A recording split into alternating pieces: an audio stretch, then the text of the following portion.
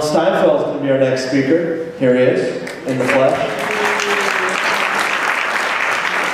Alan has traveled the world in pursuit of the truth, esoteric knowledge, and ancient wisdom. He has been the host of the New Realities television show on Time Warner Cable for the past 20 years. In that time, he has produced over 2,000 interview programs with the leading edge thinkers, paradigm shifters, and religious leaders from around the world. He is also the founder of NewRealities.com, a website featuring his interviews and bringing together the latest in mind, body, spirit information. He is the author of the book Careers in Alternative Medicine, published by Rosen Publishing, now in its 3rd edition. This book was written for high school students as an introduction to the many healing modalities and philosophies that constitute alternative medicine. Alan lives in New York City, which I don't envy, but also has lectured on new realities all over the world. And I'm from the 6th borough, by the way, which is the 6th borough, Miami, Florida, yeah. And his website, of course, is newrealities.com. Alan Steinfeld, ladies and gentlemen. Thank you. Okay. I'm from New York, but we won't talk about Philadelphia. Thanks. It's really nice to be here. Is that too loud there? Oh, that's better like that? So my whole idea is, how do we open our minds to create new realities? That's been my search, my quest, my own mission to discover for myself. And when I discovered this woodcut, that sort of described it all. It's like this guy sticking his head through one level of dimensional reality into another. And this is what we're all here to do now. Because if you read the print below, if you don't create your reality, one will be created for you. That's sort of like the default position. So if you don't activate your own potential, someone's going to tell you what to do with your life. So it's up to all of us to create who we really are. And that's what I hope this presentation today will start to tap us into, another level of awareness, once we can free our minds. So, you know who Terence McKenna is? Does anyone know? Yes, good. This is one of the most important things he said that I've heard, is culture is not your friend. It means that it will program you to be exactly who they want you to be. Culture. Culture is sort of like the double-edged sword. You see, when we're born in the world, it's chaos out there. We don't know how to orientate ourselves, so culture, whatever culture we're living in, will come along and say, this is reality for you.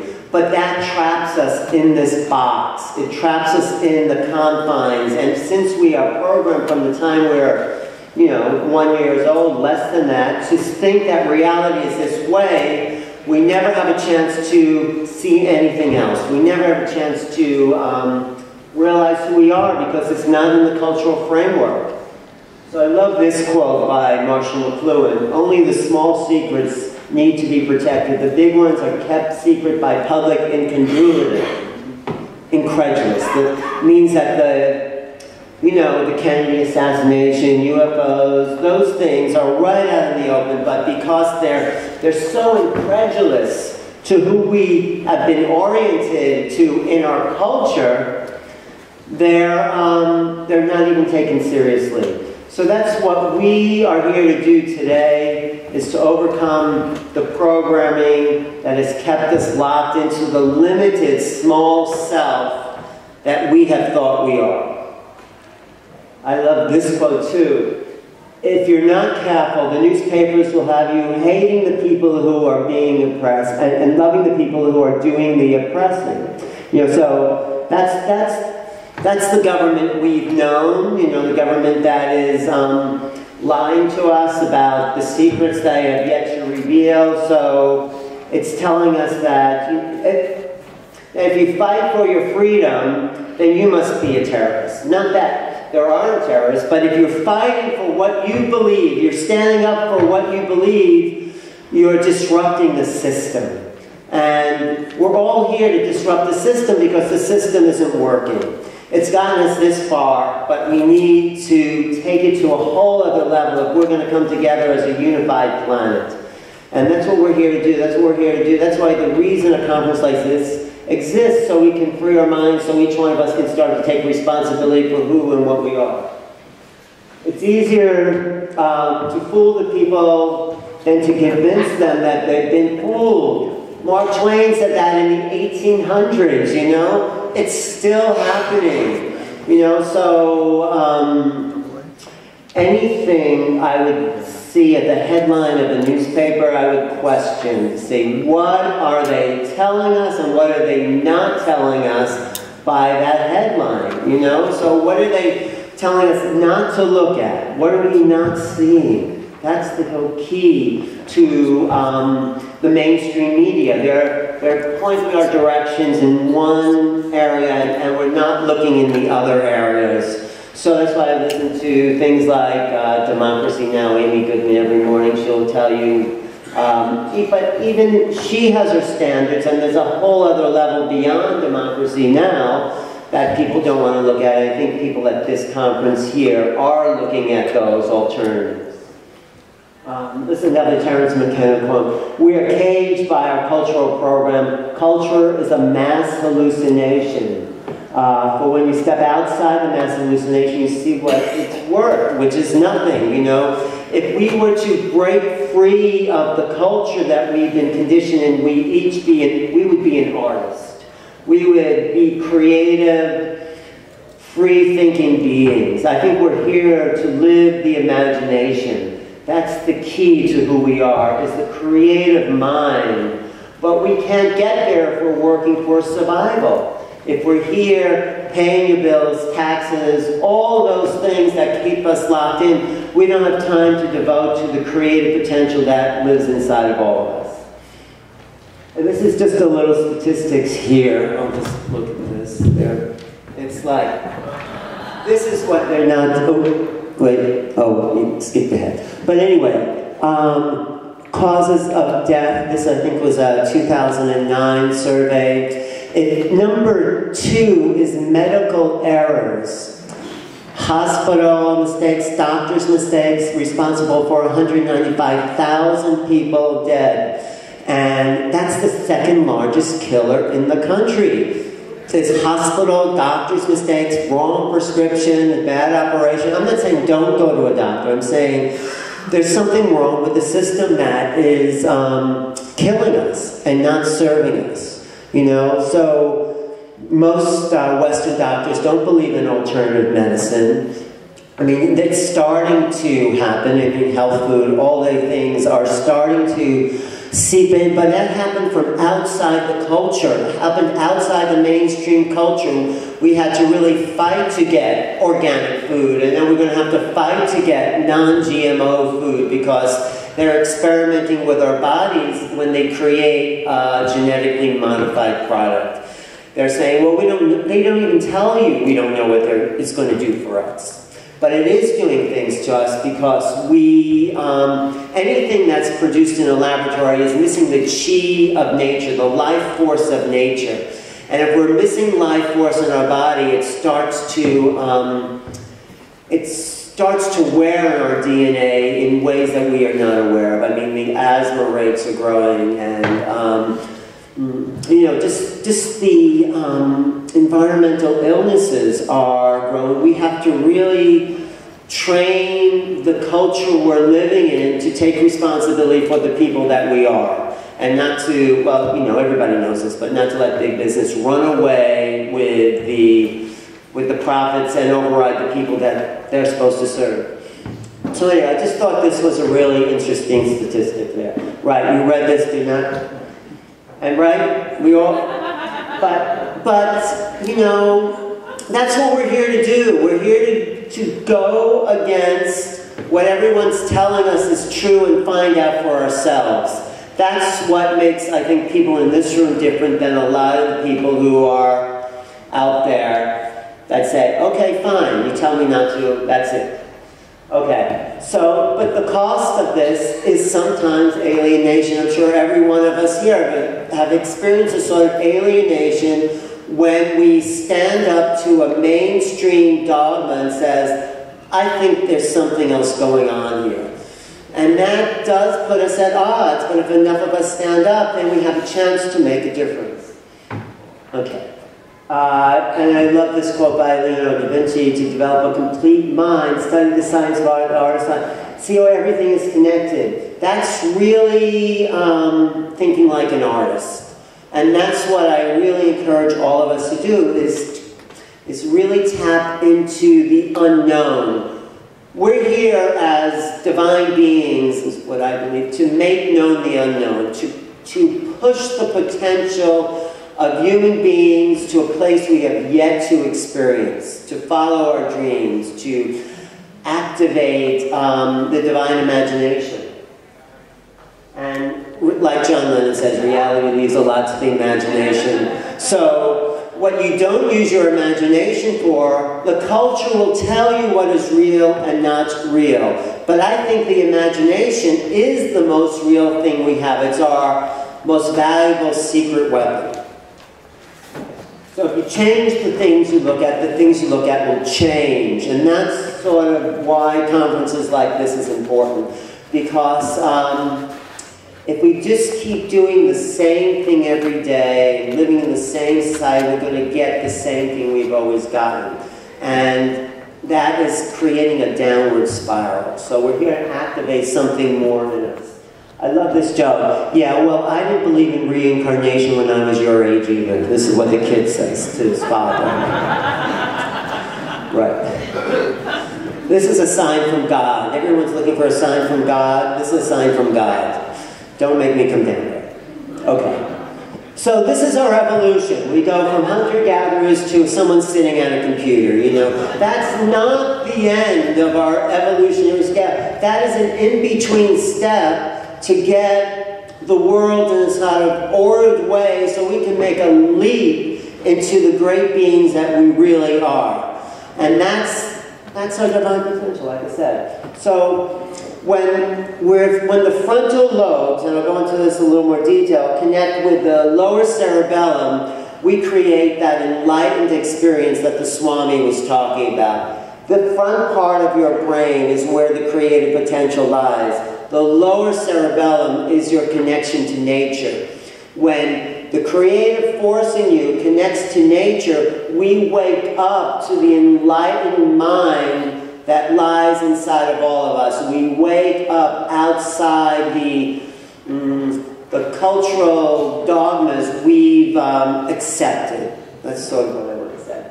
So 2012, I gave a lot of lectures on 2012. That was the beginning of a transition. It wasn't the end. Yeah, it wasn't a great fireworks. The UFOs didn't land, but it was the beginning of a vibratory shift that is awakening our DNA, that's activating our pituitary pineal systems, that's giving us new thoughts that we have yet to cognize. The whole idea of an artist or the artistic mind, the imagination, is to welcome thoughts that don't fit into the old way of thinking. That's what the artist does. The artist sits down at the canvas and welcomes something new. And so each of us are here to welcome a new thought in and not reject it. That's the best I can tell people to do, is to have something different. How is anything new ever created? Is by a new thought. That someone stepped outside the system and I think, I'll create a light bulb. You know, I'll string a bunch of photographs together and get a motion picture. You know, maybe, you know, if we can record sound in the grooves that are etched in a plate. You know, there's lots of. I'll go through some of it, but everything that exists because someone had a new idea and went against the system and decided that it was possible. So at the end of that 2012, that marked the end of the cycle. That was the end of a great year that the Mayans represented, that the Kali Yuga this was the end of the Dark Ages, that I think the Kali Yuga, which was the descent into the darkness, and it was also the end of a great cycle that the Egyptians also predicted. So a lot of cultures, the beginning of the Aquarian Age, this is where we are at. We're at the time of a new beginning. And we're here to march as new human beings into a new world. This is the critical moment. I love this statue by the ancient Greeks, the discus thrower. He is as far back as he can go and is about to release something into the future. It's that moment of tension where we are right now. Right? The moment of tension where we can't get any deeper into density and destruction as we have gone. The 20th century, there was 60 million people killed in wars in the 20th century. So do we want to make the 21st century that, or do we want to take it into a new and unknown future? When I say the unknown future, most people think the unknown is fearful, but it isn't. The fear is just in what we know. The unknown represents what we have yet to experience. And that's where we're moving into. So, the other thing about the 2012 myth, if you want to call it that, is that we are moving into a higher plane. We were below this galactic horizon. 2012 represented us coming into what was called the dark rift, which was the birthing out of the black hole at the center of the Milky Way. It was the mind says the birth of a new civilization. So we came even with the galactic plane, and now we're moving above the galactic plane. So we were below the galactic plane, which is, so the galaxy is basically flat due to black hole physics. The ecliptic, which is where the planets go around the sun, that's basically flat too. Scientists can't really explain that, but if you look at the work of Nassim Haramein, he explains black hole physics, and he explains why galaxies flatten out like this and why most things flatten out. So we were below the galactic plane, and then we were even with it. Now we're moving into above the galactic plane, which is creating more cosmic radiation. It's activating more DMT in our brain. It's awakening the pituitary pineal systems. So we're getting greater thought. We're moving into a time of renaissance. So this is what I was describing. December 21st, 2012, we were really even, and you know, that's a slow progression. But there's a lot more cosmic radiation above that galactic horizon, so we're being bombarded by more galactic particles that is awakening and changing our DNA. Evolution happens because of cosmic radiation. It's not what Darwin said, chance mutation creating species. It's being a high blast of cosmic radiation creates new species. And that's the only way I think it really does. If you look at the Darwinian thesis, he says there's adaptations. You know, if you live in a colder climate, you wear a thick, if you're an animal, you'll grow a thicker fur. But it doesn't say how something becomes an elephant. Darwin can't explain that. And the only way I can explain is by these large impulses of cosmic radiation that change all our DNA, so we are becoming a new species. That means we're opening up new potentials in our brain to activate unknown things you have yet to dream. Let's put it that way. We're taking a huge leap in evolution. We're moving to a little different fishbowl. You know, we're breaking out of our cosmic cycle. We're cracking open the shell of the earth. We're about to become star beings, you know? And this is part of this cosmic radiation. The sun itself is moving into more of a sunspot cycle, that's what they say. But not just that, the sun is being activated by its place in the galaxy itself. So one solar flare in relationship to the earth, if the earth was that close, it would be burnt up. But it's like, you know, the ratio of the earth to the sun is like it's as if there was like, I had a grapefruit here, on the other side of the room there was a pinpoint. That's the relationship of the sun to the earth. It's huge, that relationship. So these new solar flares are also creating new activations within our brain. It's actually igniting the biophotonic response in our cells. Our cells can emit light. So we're starting to activate the light vehicle that we are. That's just my understanding. We get more aurora borealis, which is the effect of the solar radiation hitting our atmosphere. It's changing our DNA. And, you know, it's about who we are as light beings. It's not It's not what we thought we were. We are the light that is actually seeing the world through this eyes. You know, we are the energy seeing the world through the body. We're not the body, but we're the energy of the light coming through the body. We are these light beings. That's who our divine potential really represents. And as we activate, as this cosmic radiation activates more of who we are, the pituitary gland, which sits here in your third eye, starts to awaken.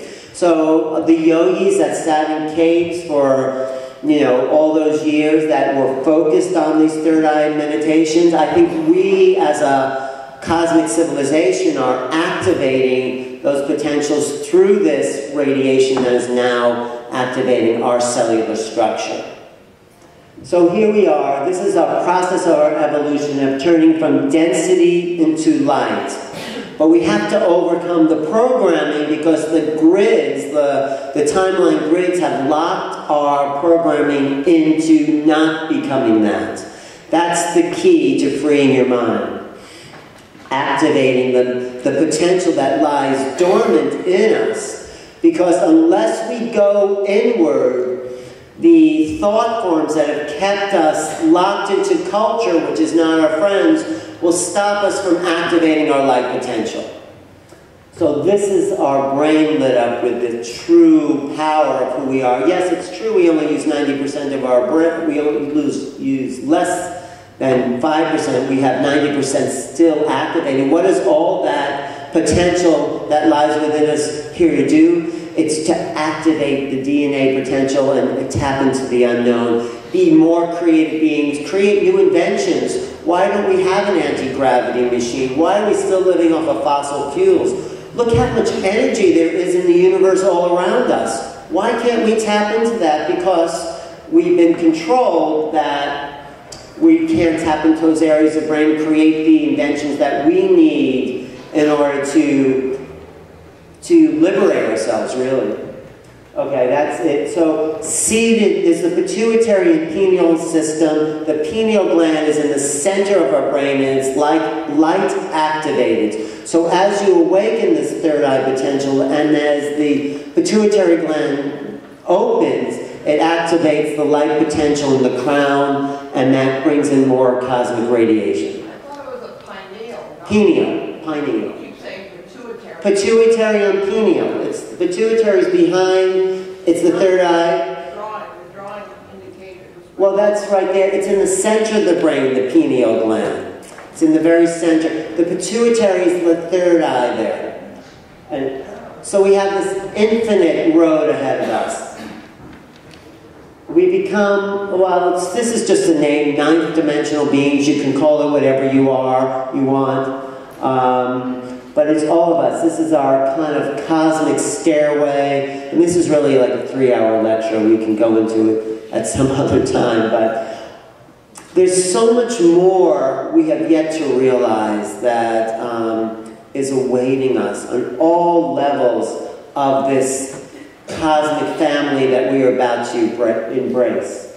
So, the earth is ascending. The earth itself as a living being is ascending in its frequency. Oh, so I'm just going to play this little video here just to see if you've been paying attention. So, let's see if I can...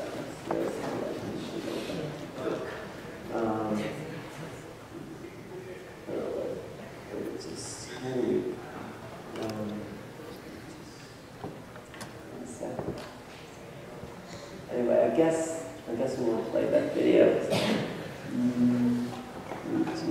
Okay, I'll just keep going.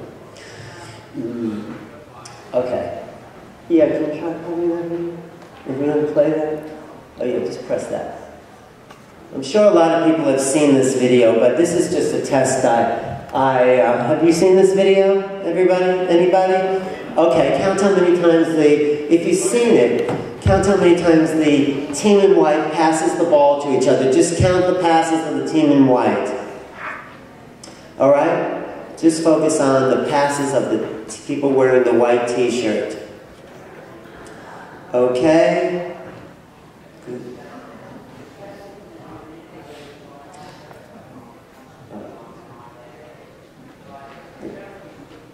All right, how many passes? Okay. 15, 20.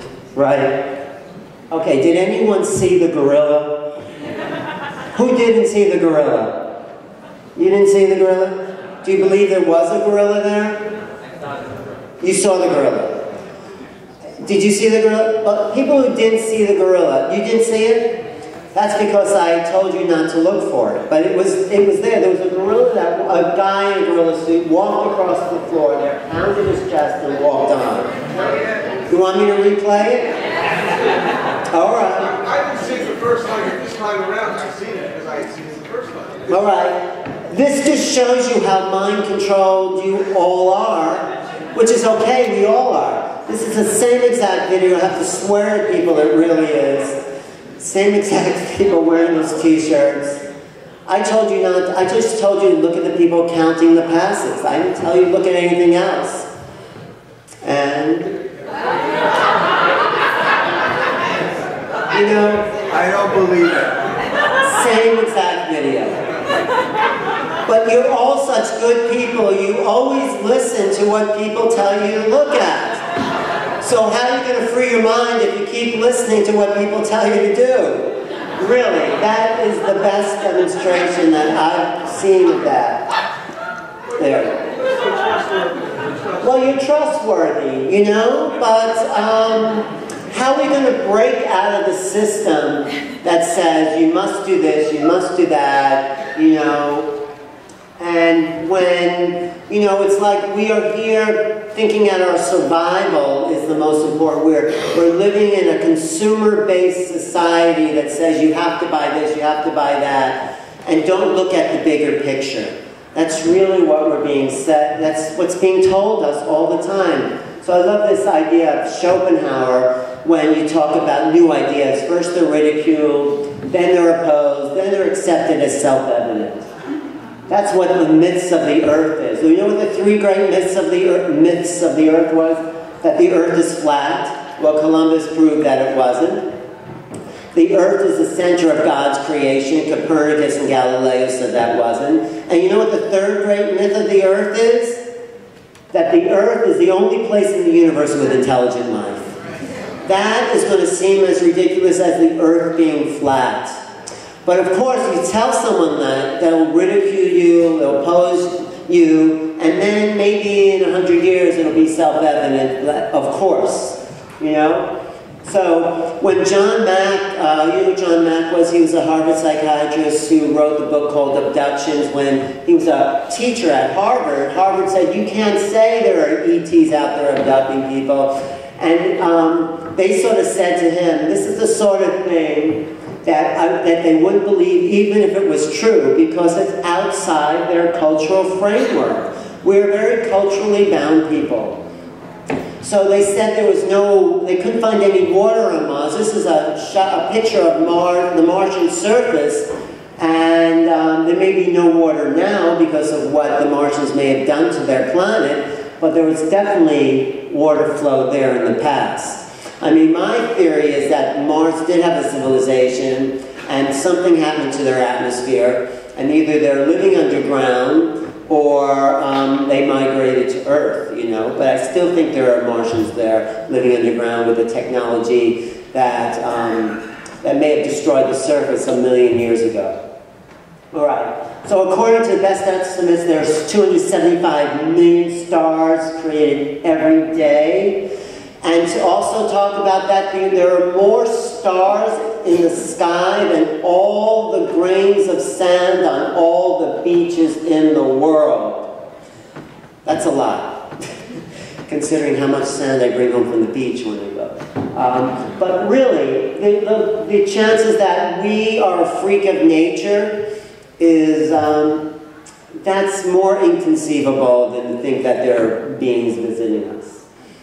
So, condemnation without investigation is the height of ignorance, and as Carl Jung said, I shall not commit the fashionable stupidity regarding everything I cannot explain as a fraud.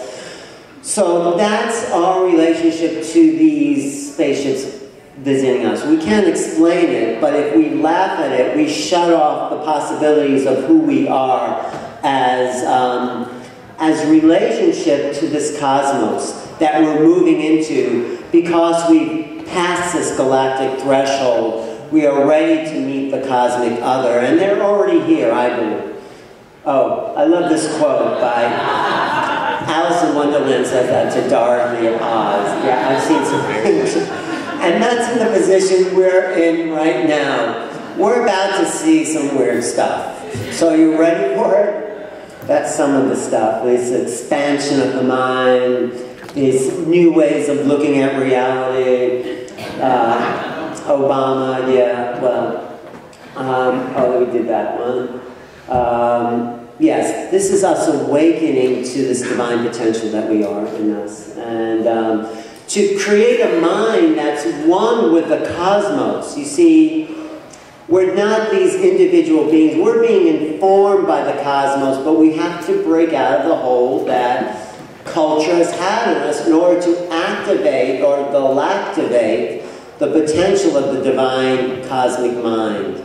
And you do this by sitting down and just thinking a new thought, picking up a piece of pen and paper and just writing something, activating who you are as a painter, a filmmaker, a photographer. Any art form will start to tap you into the flow that's coming through us all the time. The voyage of discovery is not seeking new lands, having new eyes. That's just sort of what I've been saying here. So can you see the face in that? That's because your eyes are always trying to create new patterns of awareness. That's what we're here for. We're here to look at the world and see new. This is what the artist does. The artist doesn't look at the trees, it looks at the big picture, it looks at the forest, you know. So, but this is where our brain has been locked in a cage. We've been caged in. And so, do you see the horse there?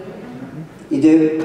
If you didn't know what a horse looked like, you wouldn't see that though, would you? You'd just see an island. So, there's a difference between cognition and recognition. You need to have the cognition first in order to have the recognition. So, cognition is an act of will. Cognition is the idea that there's something new that you can experience that hasn't been experienced before. There's no way to really define a new cognition. It's something that is viscerally interpreted or understood by the human being. Recognition is what we then come to afterwards. So most of us live in this 3D world. This is the world of our senses. I mean, that's where the body lives, in the 3D world. And that's the mechanical universe, where consciousness is just confined to the brain, you know. That's all you are, is the brain's thought forms that creates the thoughts in you, and you're nothing greater than that. There's no direction, no purpose or meaning in a universe that's just three-dimensional, where the life on Earth is an accident, you know. I think that life is an emergent property of the galaxy, of the cosmos, and I think intelligence is an emergent property of life. But Carl Sagan said the brain is just working, it sometimes may think it's greater than itself, but it's really, consciousness is a phenomenon of the brain. This is the old school of thought. The more the universe seems comprehensible, the more it seems pointless. This is the paradigm we're coming out of, the thought-formed realities that no longer make sense to us. If you've read books like Proof of Heaven, where the neurologist had a near-death experience. Did you read that book? And he said, you know, I was able to cognize things without my brain because the guy was brain dead, but yet he was aware of the reality around us. So these old paradigms don't make sense within the new understanding, but if you don't believe the things about near-death experience, then you're trying to fit these new ideas into an old box, and it doesn't make sense. There's another book called Dying to Be Me. Great book. The woman was dead, sees the other side, and she comes back and says that life is just not more expansive. It's like the vastness that we are as potential beings can't be confined to who we are in our brains, you know? So Edgar Cayce said, the question is not how much do you survive, does the consciousness survive after death? It's how much does that vast consciousness survive after the life and the body, after you incarnate in. How much of that vast consciousness do we remember who we are? Because we're always that. We've just incarnated here for a reason to activate some greater awareness that we're going to get to.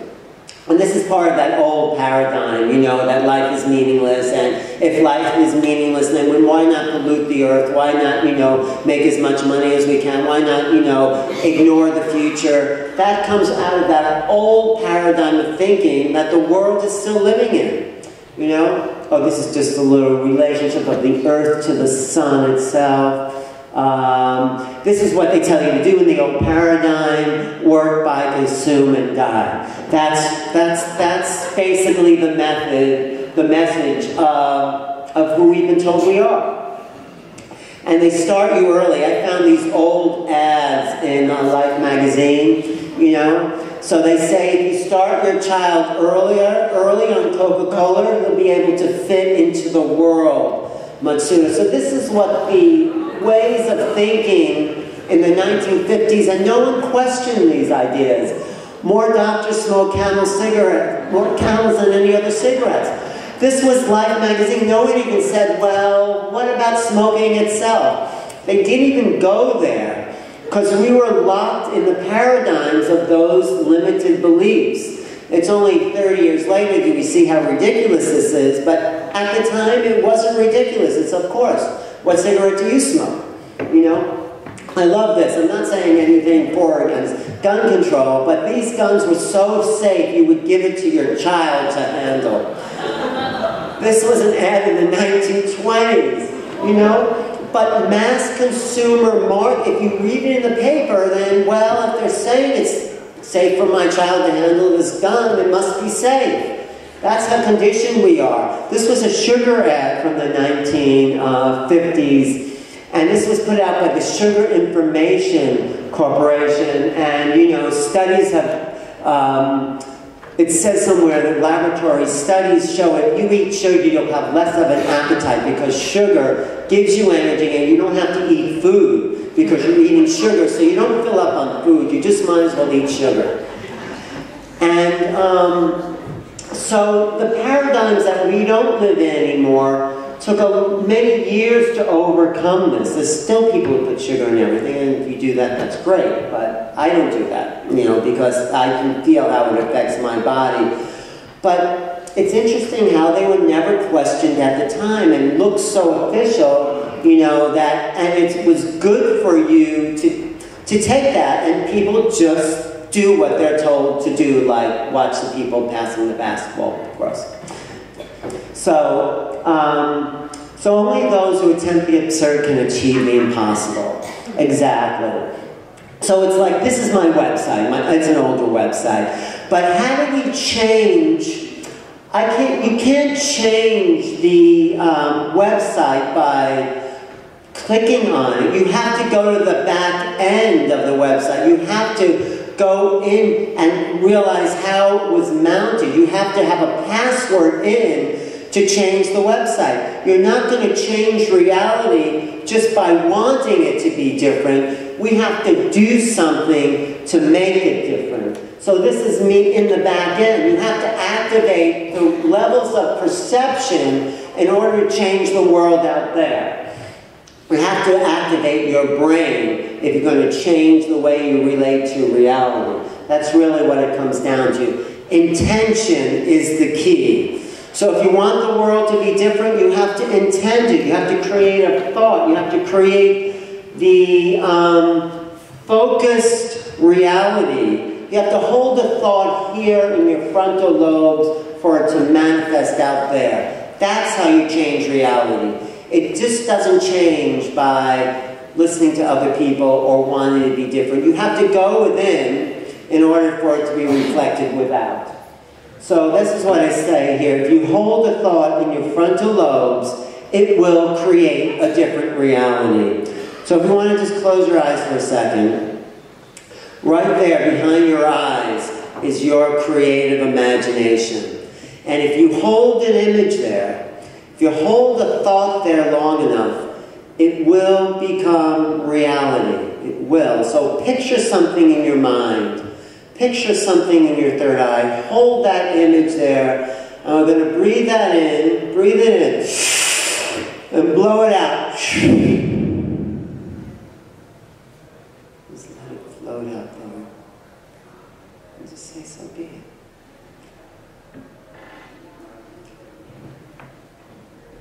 That's how you change reality. This is what Michelangelo was trying to tell us when he painted this picture. When you hold a thought there, and you, as the creator, give birth to your creation out there. Doesn't that look like a brain? That arm of God is coming right out of the frontal lobes, the neocortex, creating that new reality. And that's why I think the artists are the prophets of a new time. I mean, maybe he knew what he was doing, or maybe he just intuited it. Maybe it took all hundreds of years for science to prove that we create reality by holding in our frontal lobes. Instead of we're letting reality create you, which is what you do if you listen to what someone tells you to do. Reality creates you. No, I didn't see a gorilla because, and it didn't even exist. So maybe there's a bunch of things happening right in front of us that we don't even know exist because no one told us to look at it. That's my point. So, this is where, though, most of us live. Most of us live in our mental, emotional reality. We are always thinking, how does that person feel about me? I'm sad, I'm tired, I'm angry. We have a physical body, but we're living up here. And that's the world that is constantly at play. That's why you could be on your cell phone and crossing the street and driving, because we're all living up here. But that's not the ultimate reality. This is, a picture of someone living in our mind. It's a sad picture, but we all relate to this because we've all felt those things. But do we ever get to transcend our emotions? We do not see things as they are. We see the things as we are. We're always projecting our mind out there into the world. We're always creating the illusions that lead to death, basically. So we're here to retrain our brains, activate something more, and look at the world in a new way. Okay, see Marilyn Monroe there? Right? That's Einstein. It's the same picture. It's the same exact picture, just from a different perspective. Einstein, Marilyn Monroe. So our minds are always playing tricks on us. Depends on our perspective, right?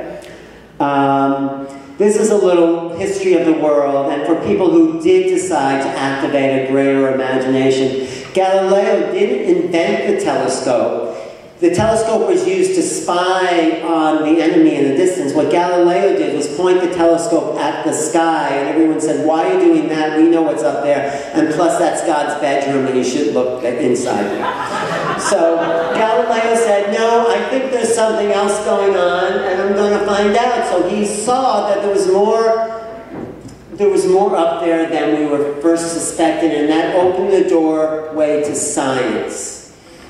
When Robert Fulton approached Napoleon saying he invented a steam engine, Napoleon said, what, so you'd have me sail against the currents by lighting a bonfire under the decks? New ideas always seem absurd until they're tried, until they're held on against the resistance. In 1829, President Martin Luther said, railroad carriages are pulled at enormous speeds of 15 miles per hour, endangering life and limb, setting fire to the crop, and scaring the livestock, frightening the women and children.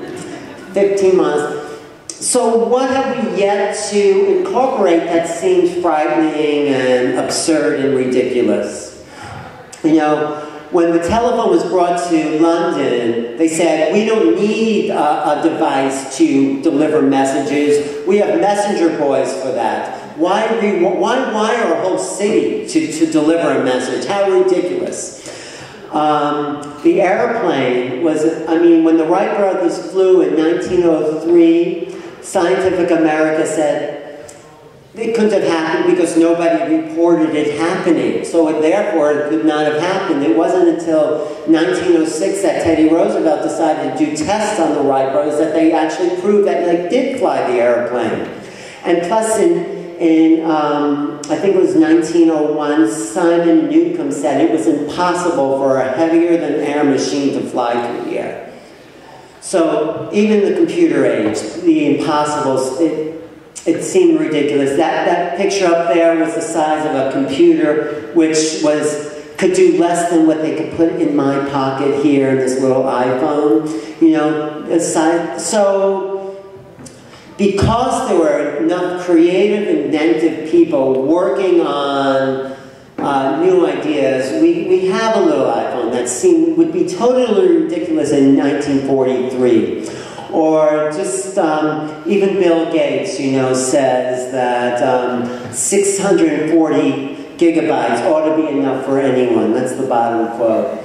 Or computers in the future may weigh no more than 1.5 tons. Or 1977, there's no need for any individual to have a computer in their home. So we're so locked into the way things are, we don't see the way things can be. Except for visionaries like H.G. Wells, who said the time is coming, the time is close at hand when any student in any part of the world will be able to sit with their projector in their study at their convenience, examine any book, any document in replica.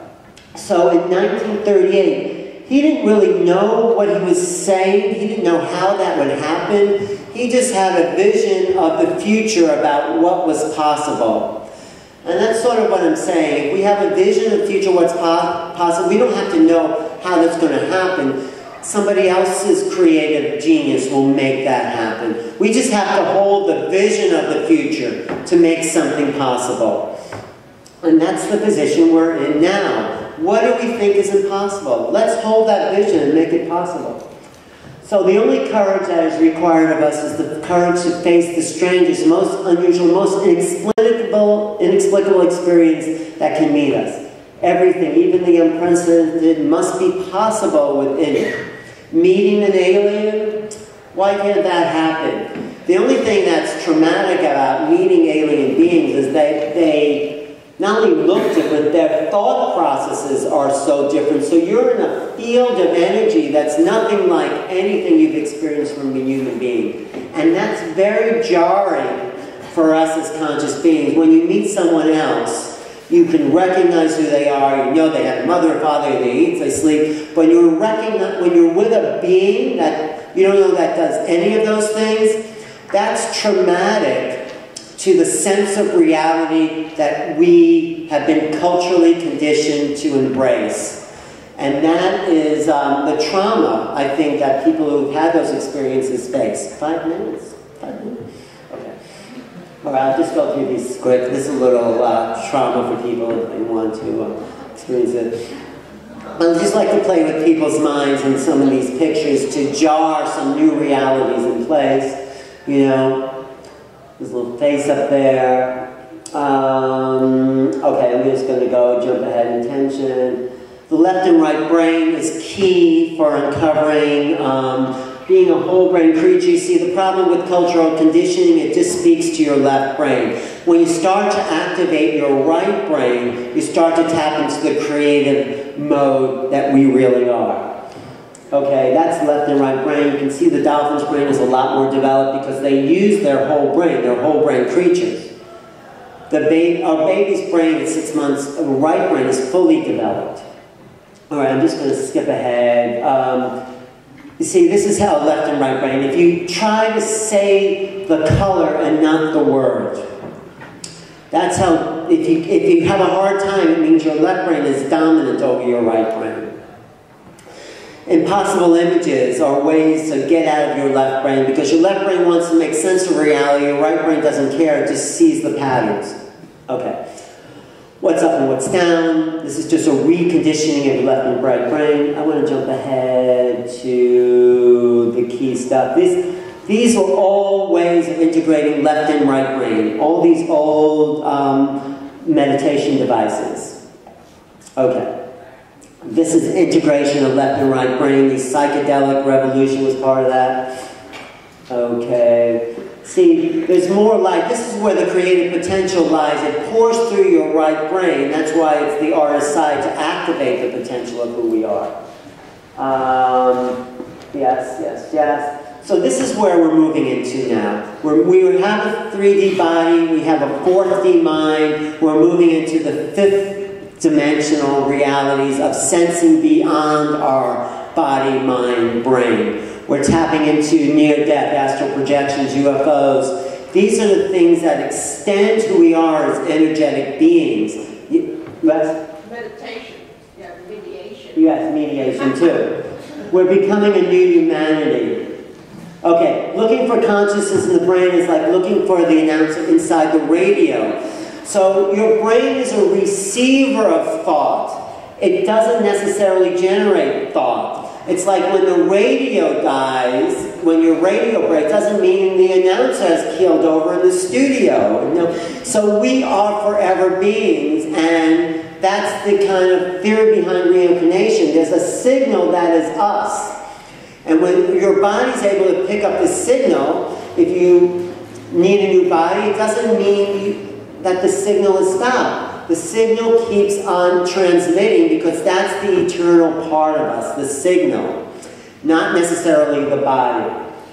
We are that. We are that forever being, you know. Be humble for you made of the earth, be noble for you made of the stars. That's our destiny. Our destiny is really to return to the stars, because that's where we came from. Our destiny is to meet the cosmic family that's waiting to embrace us as soon as we get out of our mind control that's locked us into the limitations of culture that feed the consumer society.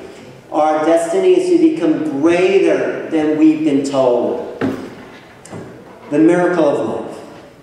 Something unknown is doing, we don't know what. That's who we are. There's no way to define who we are. We are the infinite. We are the potential of unknown realities that await us each moment of the day and when we have a new thought. Is it possible to have a new thought? Yes.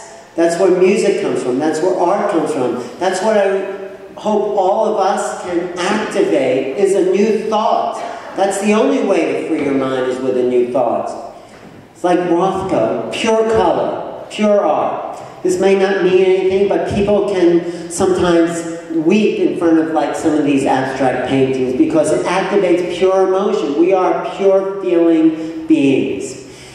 Dean Radin in his scientific experiments have proved that we're precognitive. He put two people in different rooms. He would flash a picture of the person in the other room in this one room, and when the person's picture was looked at, their brain in the other room was activated. So we know when we are being talked about, thought about, judged. We can feel that in our energetic body. Let me just get to the key points here. Yes, this is us. We are the universe expressing. We are the infinite, and it's pouring through us each minute. It really is. So why don't we just use our imagination and just do an experiment here, okay? Just close your eyes again and put your attention on top of your heads. Okay, putting it. Now move that attention to the ceiling. Come on, everybody. Just put your mind to the ceiling. Okay, great. Just now bring it back to your body. Great. Now bring it up to the ceiling, beyond the roof, up into the sky. Put your intention, your imagination up there, right to the sky. Okay. Now, open your eyes with that intention up there. Just open your eyes, keep your intention up there. we've just created a sacred moment. We've just gone beyond our body to realize who we are with the power of our mind and the activation of our imagination and the will to intend ourselves to be more. That's who we are. And we've changed the space. This is, you can feel it, it's different. It's silent in here now. Because we've all come together to collectively create a new reality. That's how powerful we are. And that's what we can do in the world out there. We can use the thought power of our intention to project it and create something unknown. Don't you feel it? Don't you feel that space? We're living in some new times, and we could bring this kind of sacred experience out into the world and be different people. So I want to thank you very much.